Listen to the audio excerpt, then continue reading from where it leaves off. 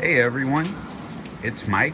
Welcome back to the channel for Test and Tune Thursday, I'm gonna call it, because we are just having all kinds of fun down here today. I finally decided to open my pre-ordered Lionel Legacy Polar Express engine, and I am super impressed by it. So I'm gonna give that a run. I also finally opened a Greenbrier. Whoa, did you see that? He just knocked him off the track. I've got some ghost cars running here, and they don't drive against each other very nicely. These cars are running on their own. Cool thing about a digital track. Let me go ahead and put this guy back on. So you program ghost cars, and I can throw my car on and race against them. And start a race at the starting point. But anyway, back to this train. So this locomotive, I bought at York last year and just never opened it. So I did open it over the weekend for its first run, and I'll say I was thoroughly impressed. And talking about this engine here, you know, everybody's after a scale Polar Express. And you know, I contemplated buying the last release of it. It was selling like at ridiculous prices for a while, and now it's really dropped down with the release of this. And now I'm glad I didn't, because you know, I could, one, do the 4-digit addressing, and then the multiple whistles on this thing is pretty cool. I'm gonna turn up the volume a little bit.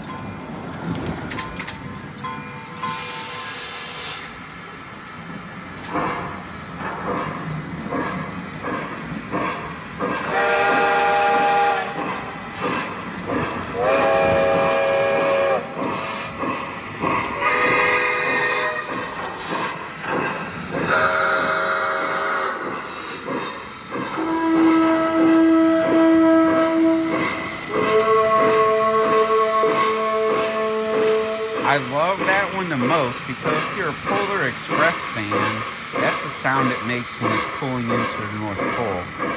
And I thought that was a great option to have on there. And I like that one too, as well as when this engine starts off, it sounds just like the Polar Express when it's starting off from the houses with picking up kids.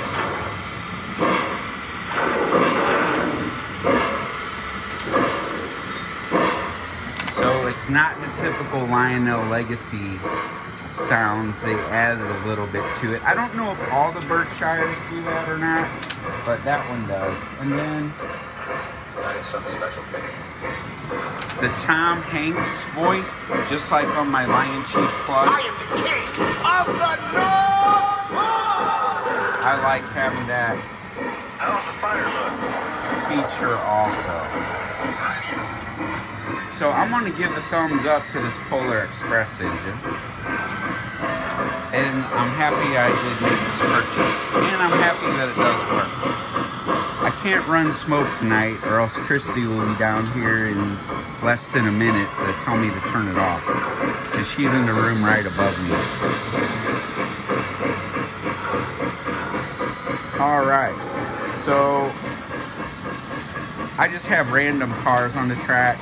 I did pre-order several cars for it from the switch stand when I ordered the engine, and those came in, and I found a couple more cars at Charles Row. And then I did find an older like release, I guess it was from 2022 RPO car. So I have 8 cars total, and I did get the snow-capped roof. So I'm gonna stop the Polar Express for now over there on the track and shut it down. So let's talk about layout update. Excuse me. So everyone knows that my original layout was pretty much what I'm running this track on right now. I added these two temporary bridge sections so I could expand the car track and expand the train layout, because I'm having a real dilemma deciding on how I want to design my layout. So I'm sort of missing just having it all in one view. I do like the capability to run a train down here to have really long trains, but I did cut out this section right here last weekend so I can walk through. And right now this is just stacked with all kinds of stuff. I'll have to tell you the story of this layout at some point. This is a little Z scale, which the buildings are more in scale, but I've got Z scale track on it. It was really popular.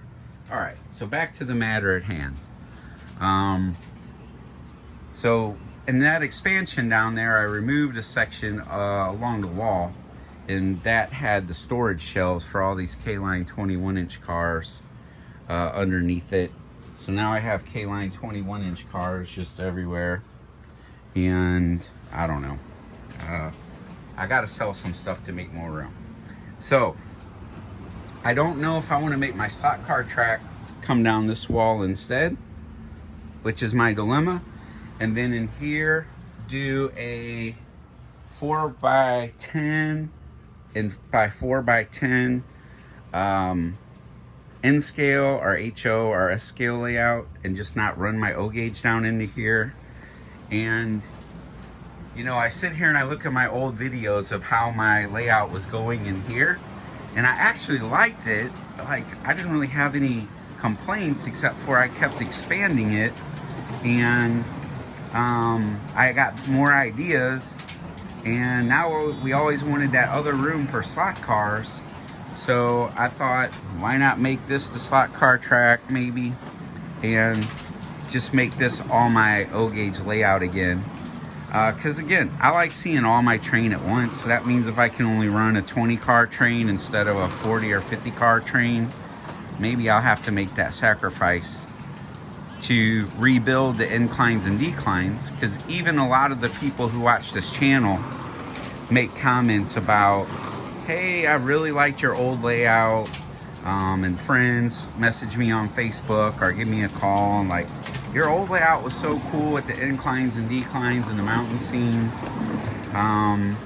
You know, I really like that. And now that I don't have it, I'm really liking it.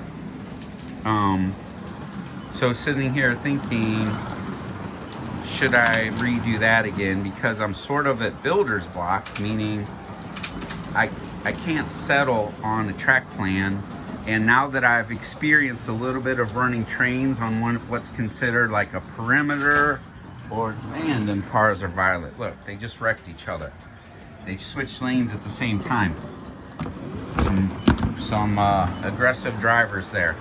So I'm trying to decide, you know, I'm not super sold on, I guess I'm just too old school. I mean, I'm not really 100% sold on the perimeter style, you know, making one-dimensional where you can only see one side of things type layout, where when it's like this, you have your layout as your background, and then you can walk around and create a whole nother scene on the other side.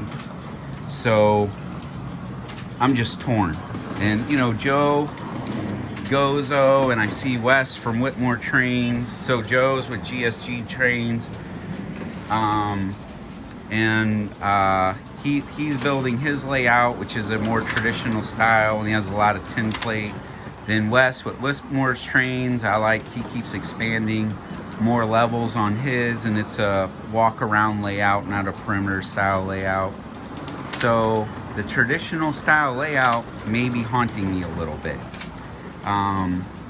Like I said, it is cool to have really long trains, but I guess maybe because I grew up in the era with traditional style layouts, that's just sort of like appealing to me. Anyway, that's what we've been up to. So watching some football, racing some cars, testing some new engines. And several have asked when I'm gonna make my list of what's for sale. It is coming. If not this weekend, then next weekend, because my first train show is here in St. Louis, and it's a 2-day train show. It's at Kirkwood Merrimack Community College, the weekend of October 10th, 11th. So it's on Saturday and Sunday, and I always do really well at moving a lot of my stuff that I no longer am interested in having at that train show. But I will try to get a list out and get it on Facebook or on my YouTube channel here for people that are interested in seeing what's in the collection that I'm downsizing. And again, I'm totally out of room, so that's the main reason for the downsizing and why it's so difficult. And I really haven't listed anything for sale all year is because I'm down to most of my favorite stuff. I mean, my last, 200 engines or so in O scale, and I don't typically sell any of my S gauge, N gauge, HO scale, or that stuff. So it's a dilemma, good dilemma to have, I guess, to have a lot of stuff that I like, but if I don't ever use it, I probably don't need it. So thank you for checking out this video. You have my updates. If you have ideas around the layout, throw them out there, because it's Halloween time to build a Halloween layout. Then we'll head right into Christmas. So I'm just excited because it's my favorite time of the year. I'll talk to you all later. If you want to keep up with what's going on, click subscribe, and I'll see you next time.